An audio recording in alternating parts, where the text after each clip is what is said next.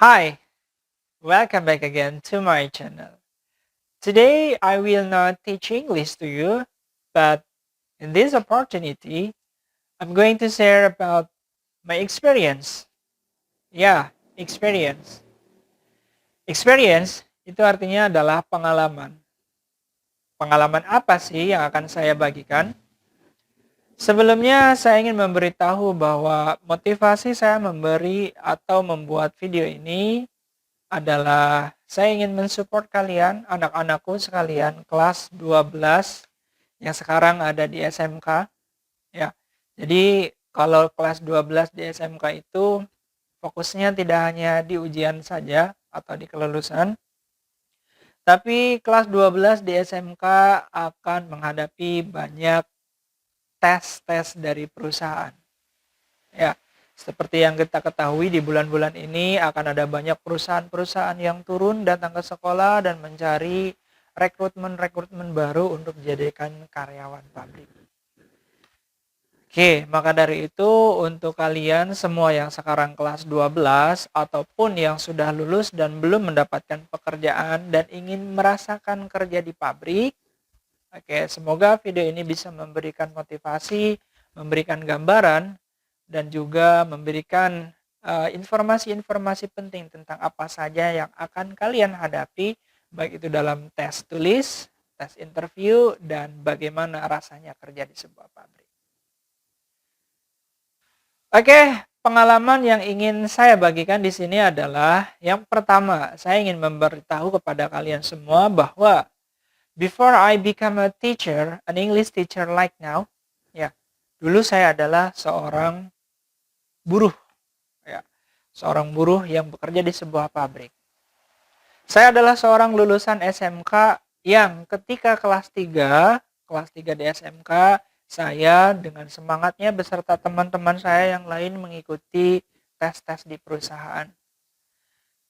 Ya, tercatat selama kelas 3 saya sudah 4 kali mengikuti tes perusahaan. Ya, karena yang keempatnya itu berhasil lolos. Berarti yang tiganya gagal, yang keempat baru berhasil bisa lolos. Nah, yang ingin saya bagikan di sini adalah bagi kalian yang mungkin baru saja pertama kali akan mengikuti tes. Kira-kira kiat-kiat apa saja sih yang harus dipersiapkan? Ya, baik itu persiapan mental, fisik, kemudian persiapan pengetahuannya. Oke, ini yang akan saya bagikan kepada kalian semua. Ya. Yang pertama, sedikit saya ceritakan bahwa dulu ketika kelas 3 SMK, saya lulusan dari SMK di Bakti Ciledug. Ya, dan di SMK di Bakti Ciledug ini BKK-nya luar biasa sangat aktif.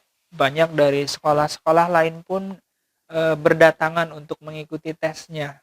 Untuk mendaftar di perusahaan A, B, C, dan D yang pada akhirnya ada yang lolos, ada yang gagal. Itu pun saya alami ketika pada tahun 2008. Oh, sorry, 2007. Saya lulus 2007-2008. Singkat cerita, ya 3 kali saya gagal dan baru di tes keempat lah saya bisa berhasil. Jadi bagi kalian semua ketika kalian mengikuti tes dan akhirnya mengalami kegagalan, jangan putus asa karena selalu ada hikmah dari kegagalan tersebut. Karena kegagalan yang pertama, kegagalan yang kedua itu akan berakibat atau berdampak positif kepada tes kalian yang ketiga, yang keempat, dan yang seterusnya. Pasti ada yang bisa diambil dari kegagalan tersebut sebagai bahan introspeksi. Ya, dulu dari tes yang pertama ke tes yang kedua itu kurang lebih berjarak sekitar 1 minggu atau 2 minggu. Dari tes yang kedua gagal ke tes yang ketiga gagal itu hanya sekitar 1 minggu atau 2 minggu saja. Lalu apa yang membuat saya begitu yakin bahwa saya akan mendapatkan pekerjaan sebelum lulus? Ya, karena dengan doa, usaha, dan ikhtiar pasti segala sesuatunya itu pasti akan dimudahkan. Jadi gagal itu sudah biasa. Jadikan kegagalan sebagai batu loncatan, pasti akan berhasil. Ya, yang pertama tes dulu yang saya ikuti adalah di HPPM, gagal di tes tulis. Kemudian yang kedua langsung di SOA, di Cikarang, di PT SOA, itu pun gagal. Dan ini yang kedua karena ada pengalaman di tes yang pertama. Yang kedua ini tes tulisnya lulus tapi ternyata gagal di interview. Karena kurangnya persiapan, kurangnya bahan, ketika ditanya A, B, C, D. Nah, ini bagi kalian yang nanti akan menghadapi interview. Interview itu gampang-gampang susah, tidak sembarangan. Ya, bagaimana triknya dan kiat-kiatnya? Ya, banyak yang harus dipersiapkan. Terutama attitude. Attitude itu adalah sikap. Kemudian ternyata saya gagal di interview. Dan dari kegagalan yang kedua inilah memotivasi saya untuk mengikuti tes yang ketiga. Namun pada akhirnya di tes yang ketiga saya mengikuti tes di Musashi. Nanti saya akan menceritakan. Dan di tes yang ketiga pun ternyata masih gagal juga. Padahal saya sudah punya pengalaman gagal tes di yang pertama dan yang kedua. Nah, di tes yang ketiga ternyata masih saja gagal di tes tulis. Kemudian selang seminggu atau 2 mingguan, ya kembali saya mengikuti tes Musashi yang kedua. Kalau yang pertama tempatnya di Bulakamba Brebes, nah sedangkan untuk yang kedua tempatnya itu di Kuningan. Ya, saya dan teman-teman saya berusaha untuk mengintrospeksi diri. Apa sih selama ini kekurangan kita? Nah, itu yang harus kalian lakukan. Celah-celah mana yang harus kita perbaiki? Kenapa kemarin bisa gagal di sini, gagal di sini, gagal di sini? Bahkan sudah masuk ke interview ternyata masih gagal juga. Nah, jadikan kegagalan-kegagalan itu sebagai bahan introspeksi. Oke, setelah saya merenung di tes yang pertama, kedua, dan ketiga, akhirnya saya dan teman-teman saya berdiskusi pada waktu itu, membahas ulang semua jenis-jenis tes yang diteskan di perusahaan-perusahaan sebelumnya. Karena kalau tes di perusahaan, itu ada beberapa jenisnya ya. Nanti silakan tinggal searching saja di internet, ada Kraepelin, kemudian ada tes gambar, kemudian ada tes mata. Itu harus benar-benar dipersiapkan sebaik mungkin. Perlu ketenangan dalam mengerjakannya. Perlu keyakinan, kepercayaan diri. Jadi, kalau ingin ikut tes dan hanya ikut-ikutan saja, ya maka nasibnya nanti akan mengalami kegagalan. Ya, itu masih lebih baik daripada tidak sama sekali. Oke, singkat cerita, setelah saya introspeksi diri dengan teman-teman, akhirnya ikutlah saya tes yang keempat dengan perusahaan yang sama, yaitu Musashi. Dan akhirnya ketika saya mengikutinya, luar biasa, soal yang keluar ini ternyata hampir 95% masih sama dengan Musashi yang saya dulu pernah gagal.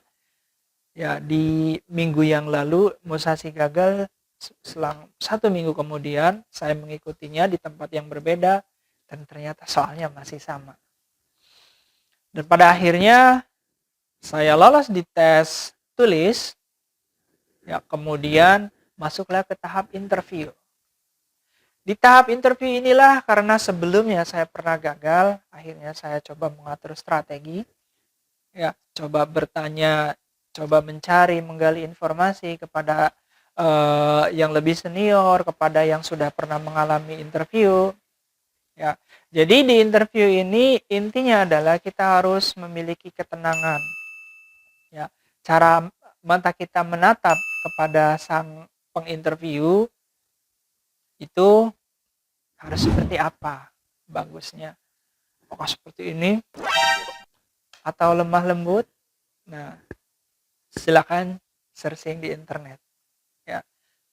Yang jelas, berikanlah penampilan yang menarik, tutur kata yang sopan, dan jangan berbohong. Ya, jangan mengada-ngada. Jangan menambah-nambahin, jangan mengurang-urangin. Kalau tahu silakan dijawab, kalau tidak jangan sok-sokan. Ya. Kemudian bagaimana sikap badan? Awas, sikap badan juga akan diperhatikan. Ya, bagaimana cara Anda duduk, bagaimana cara tutur Anda berkata. Maka lakukanlah latihan sebelum kalian menghadapi interview.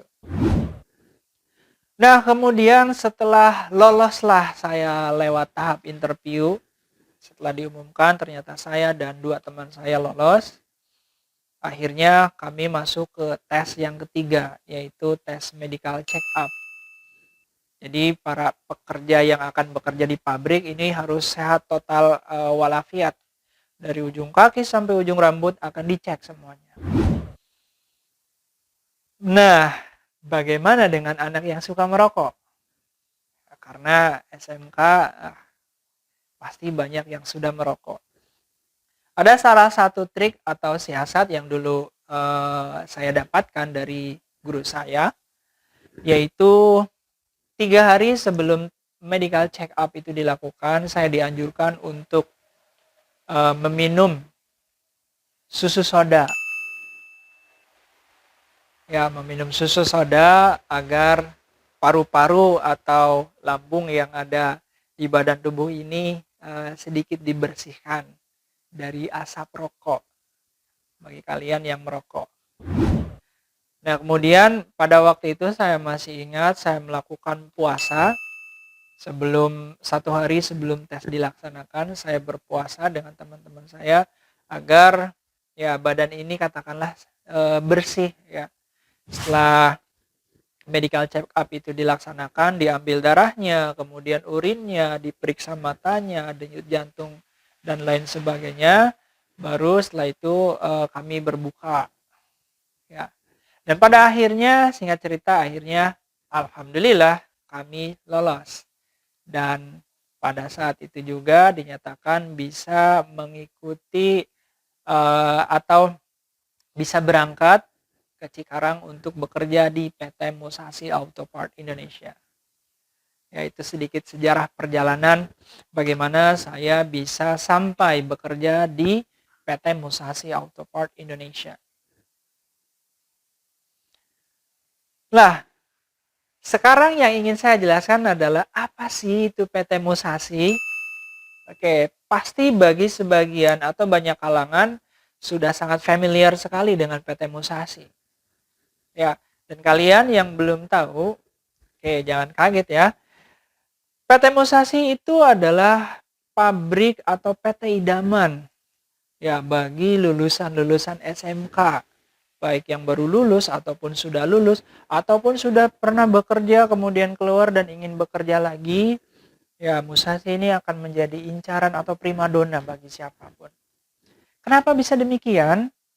Ya, karena Musashi ini adalah pabrik yang terkenal dengan pabrik yang menjamin kesejahteraan para pegawainya. Ya, jadi sedikit cerita, oke, apa sih PT Musashi itu? Oke, PT Musashi itu adalah sebuah perusahaan milik Jepang. Ya, dari namanya aja PT Musashi. Yang produknya atau produksinya itu adalah dia membuat spare part. Ya, tidak hanya spare part, ada juga gerigi, transmisi, gearbox dan lain sebagainya. Tapi Musashi terkenal dengan produk gear dan spare part-nya. Spare part untuk motor dan juga mobil. Musashi bekerja sama dengan Astra Group. Ya, terutama Honda Daihatsu. Nah, yang paling wow di sini adalah Musashi terdapat di 12 negara. Ya, jadi Musashi itu tidak hanya ada di Indonesia dan Jepang, tapi ada di 12 negara dan ini negara-negara besar. Contohnya Musashi berada di Hungaria, Amerika, Kanada, kemudian UK. Kalau di Asianya ada di Cina, kemudian juga ada di Thailand, di Amerikanya ada di Brazil, ada di Meksiko. Ya. Musashi berada di 12 negara. Kalau di Indonesia itu adanya di Cikarang dan di Karawang. Ya, ada 2 cabang. Oke, sedikit ingin saya ceritakan. Yuk, mari saya akan membawa flashback ke masa lalu saya. Jadi dulu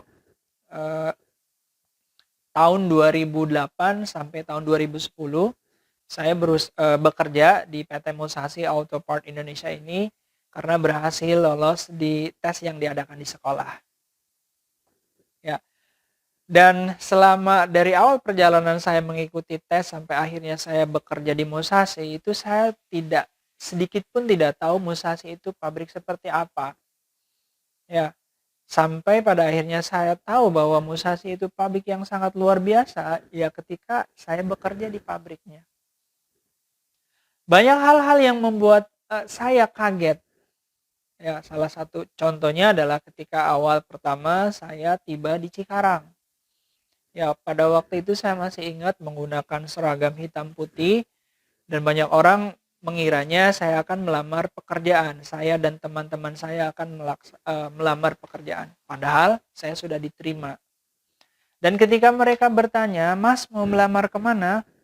Ya, kemudian kami menjawab, "Kami tidak melamar, Pak, tapi kami sudah diterima." "Oh, gitu ya?" "Iya." "Diterima di PT apa, Pak?" Di PT apa, Mas?" Kemudian kami menjawab di PT Musashi. Terheran-heran karena banyak dari mereka yang terkaget-kaget.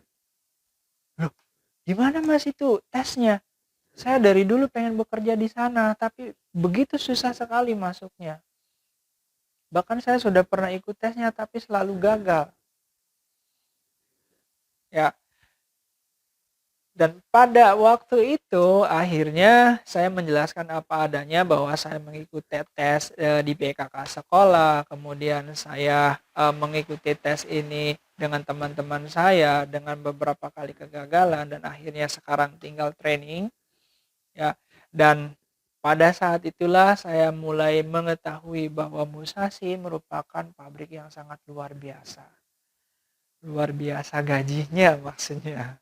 Ya, karena bagi orang Cikarang dan sekitarnya, jadi mereka mengatakan seperti ini bahwa rajanya Cikarang itu ada 2, yaitu Musashi dan juga Soa. Ya, Soa kebetulan dulu saya pernah ikut tesnya dan gagal di interviewnya dan sekarang diterima di PT Musashi. Nah, singkat cerita setelah saya mendapatkan fenomena kaget dari masyarakat Cikarang. Akhirnya saya mengikuti trainingnya selama kurang lebih 2 minggu digojlok oleh bapak-bapak satpam dengan rambut yang pelontos, ya dengan bed training di sebelah sini, berkeliling melihat situasi di pabrik. Jadi kalau saya bandingkan ya bukti bangunan fisik gedung Musashi dengan tetangganya ada Aisin dan Toshiba itu kalah jauh dengan Aisin dan Toshiba. Musashi justru cenderung lebih kecil bangunannya dibanding Aisin yang gede dan juga Toshiba yang lebih besar. Dari pagarnya aja kelihatan.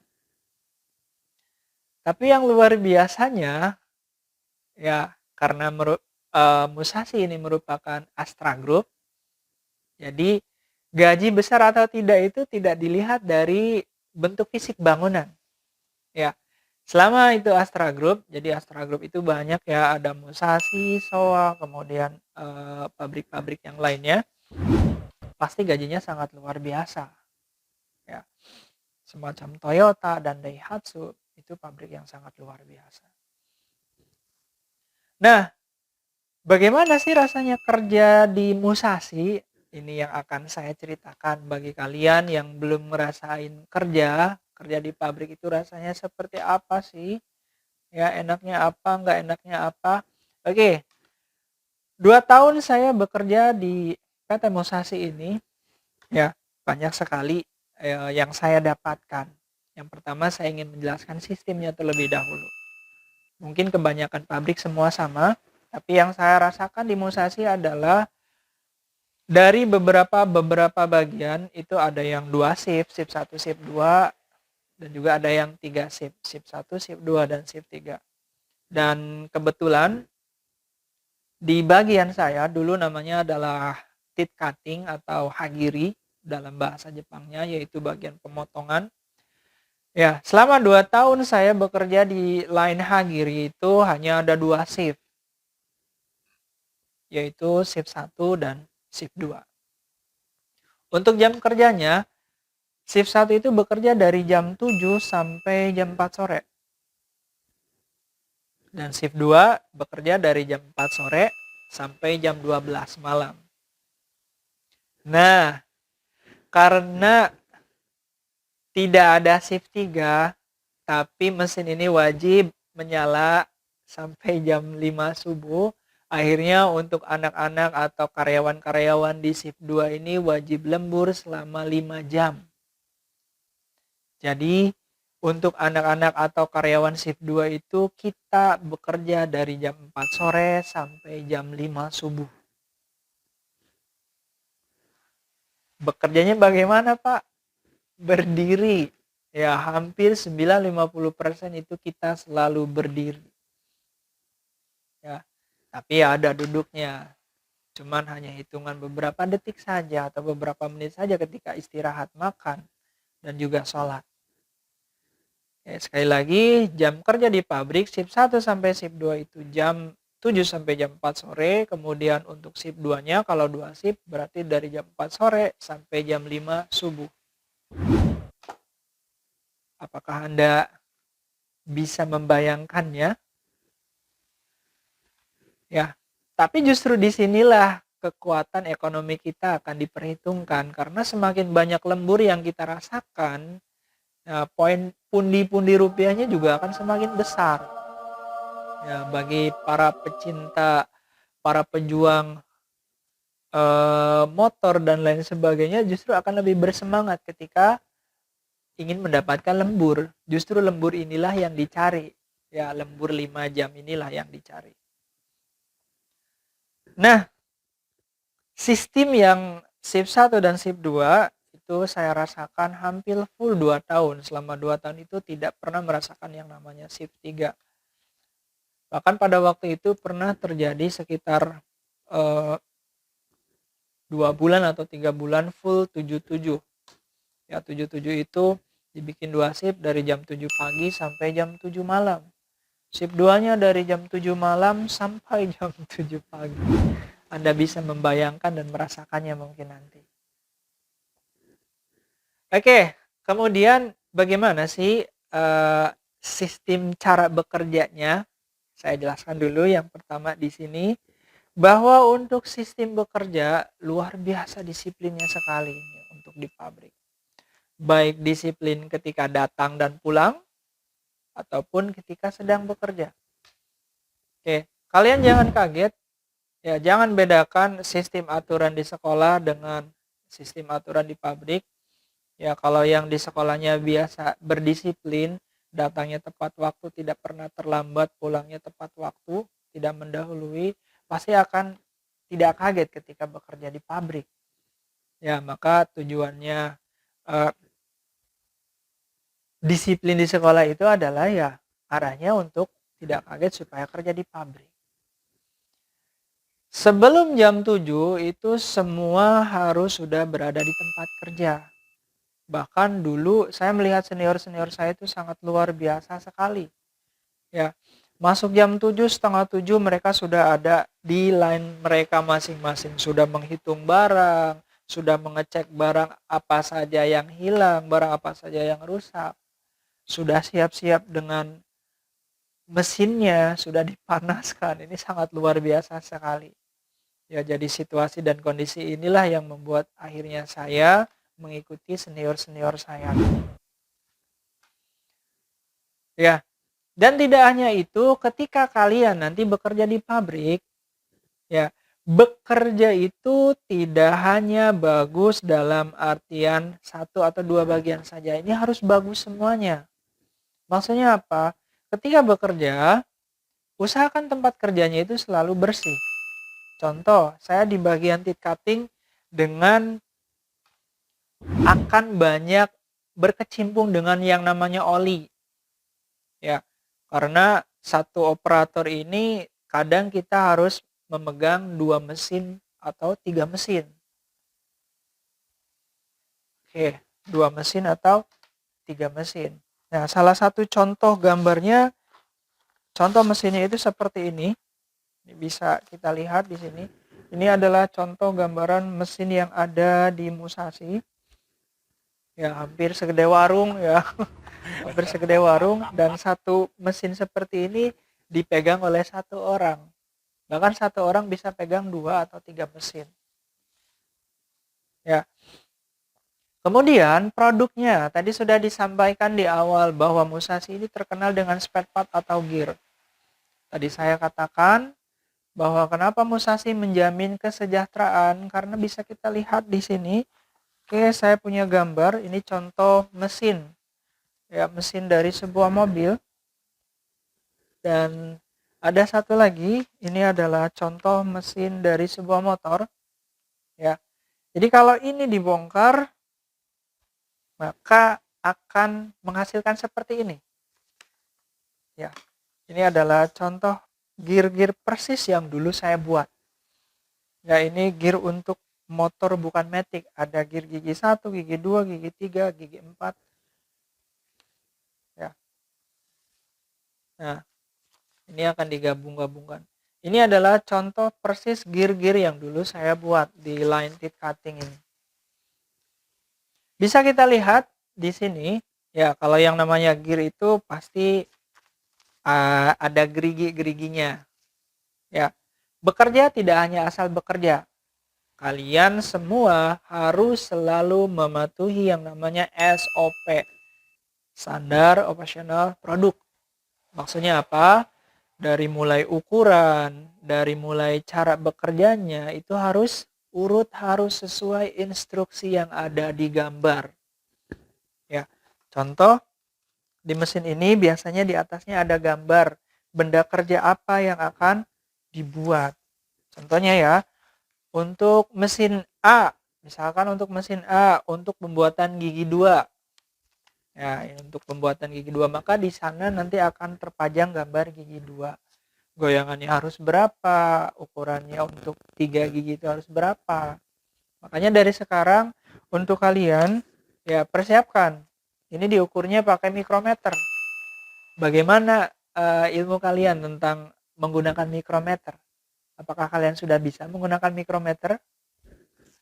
Yang kasoro? Nah, persiapkan dari sekarang. Selain membuat barang yang bagus, yang good, bukan not good atau NG, ya, kita juga dituntut harus sesuai prosedur. Ya, sesuai prosedur ini jangan hanya bagus di ukuran, tapi bagus juga di goyangan, di tampilan, dan lain sebagainya. Dan yang kedua, itu harus bisa mencapai target. Ya, karena pengecekan ini akan dilakukan setiap hari oleh operatornya. Ada operator khusus. Contoh, untuk mesin A, targetnya sehari itu selama satu shift harus 1.200. Maka kewajiban kita untuk satu hari ini, kalau mesinnya lancar, tidak ada trouble, kita harus bisa mencapai target tersebut, yaitu sebanyak 1.200. Kalau mesin B targetnya adalah 900, maka harus tercapai target 900 produk gear ini yang harus kita buat. Apakah mudah? Tidak semudah yang dibayangkan. Selain kita harus mencapai target, kalau misalkan ternyata barangnya tidak sesuai ukuran, otomatis ini akan menjadi barang not good. Ya, sepengalaman saya di sana, ketika ada karyawan yang membuat kesalahan, contohnya satu box ini isinya adalah 100 gear misalkan. Kalau ternyata kita membuat kesalahan, ternyata 100 gear ini barangnya rusak semua karena ukurannya salah. Harusnya 0,03, awas ini karena hitung-hitungannya 0,00 sekian. Bukan senti-sentian lagi, tapi benar-benar mili. Harus benar-benar teliti. Maka perhatikan baik-baik, bayangkan kalau shift 2 malam hari kerjanya kemudian ngantuk. Ya, konsentrasi ini harus benar-benar kita miliki. Ya, target dicapai, barangnya sesuai ukuran. Siap-siap saja dengan perpanjangan kontrak, bahkan bisa diangkat menjadi karyawan. Tapi sebaliknya, ketika kita membuat sebuah kesalahan, kelalaian, baik disengaja ataupun tidak disengaja, alhasil membuat produk yang gagal atau NG, maka bersiap-siaplah kalian akan mendapatkan yang namanya SP atau surat peringatan. Ketika kena SP1, SP2 dipanggil, bisa jadi kita tidak diperpanjang atau bisa jadi kita tidak diangkat menjadi karyawan. Ya, jadi benar-benar tanggung jawabnya itu sangat luar biasa berat. Dan musuh terbesar kita selama kerja di pabrik adalah rasa ngantuk. Rasa ngantuk yang sangat luar biasa, ya, dengan konsentrasi yang sudah sangat menurun, tapi kita harus melihat angka-angka ukuran yang sangat kecil. Nah, ini pasti kalian akan kaget. Tapi ketika sudah seminggu, 2 minggu, sebulan, 2 bulan, pasti akan ada semacam sudah terbiasanya. Ya, mungkin kaget di awal-awal saja. Nah, ya itulah tadi sedikit penjelasan tentang cara kerja dan sistem di pabrik. Kemudian, ya, untuk masalah gaji. Oke, Musashi. Ya, primadona Cikarang. Dambaan semua orang. Kenapa bisa demikian? Karena kalau ibaratkan klub sepak bola di Liga Inggris, mungkin saya bisa melogikakan sebagai Chelsea, ya, yang jor-joran membeli pemain dan juga menggaji pemainnya. Kenapa di Musashi gajinya begitu besar? Ya, karena bisa dibayangkan produk yang mereka buat saja ini adalah produk mahal, inti dari sebuah mesin.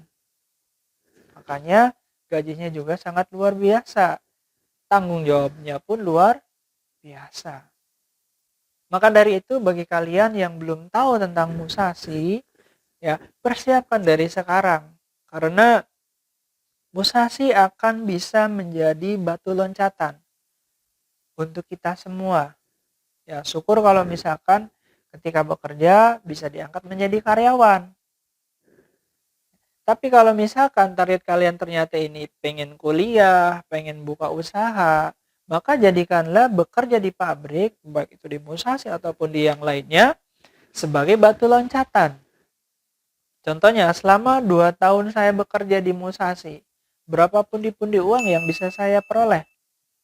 Berapa tabungan yang bisa saya tabung? Berapa target yang bisa saya buat? Sehingga akhirnya saya memberanikan diri untuk ingin kuliah, membeli motor sendiri, membeli keperluan kuliah sendiri seperti laptop, komputer, dan lain sebagainya. Itu sudah dipersiapkan ketika 2 bulan atau 3 bulan saya bekerja di Musashi. Karena cerita-cerita dari senior-senior saya yang dulu bahwa selama setahun saya sudah bisa mengumpulkan sekian puluh juta. Selama 2 tahun saya bisa hampir 100 juta. Maka dari situlah saya termotivasi, akhirnya saya memberanikan diri untuk membuat target. Saya ingin kuliah sendiri, ingin beli ini sendiri, ingin beli itu sendiri. Oke, mulai terbuka ya, kenapa kita harus bisa bekerja di Musashi. Ya, memang bekerja sih di mana saja, tapi jadikanlah Musashi ini sebagai mimpi besar untuk kalian semua. Ya, 2 tahun saya bekerja di Musashi, jangan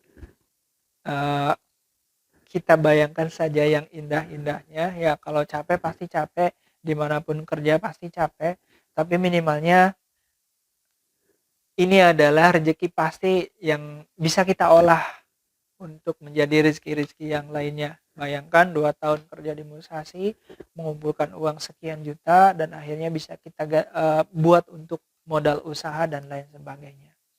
Karena 2 bulan kedua itu saya bisa gajian 5 juta, kadang 7 juta, kadang 6 juta, kadang 8 juta, itu tahun 2008. Ya. Ada tetangga saya kemarin ditanya berapa gaji di Musashi sekarang, itu 10, 11, 12 itu sudah biasa. 10, 11, 12 juta per bulan itu sudah biasa. Tinggal kalikan saja selama 2 tahun.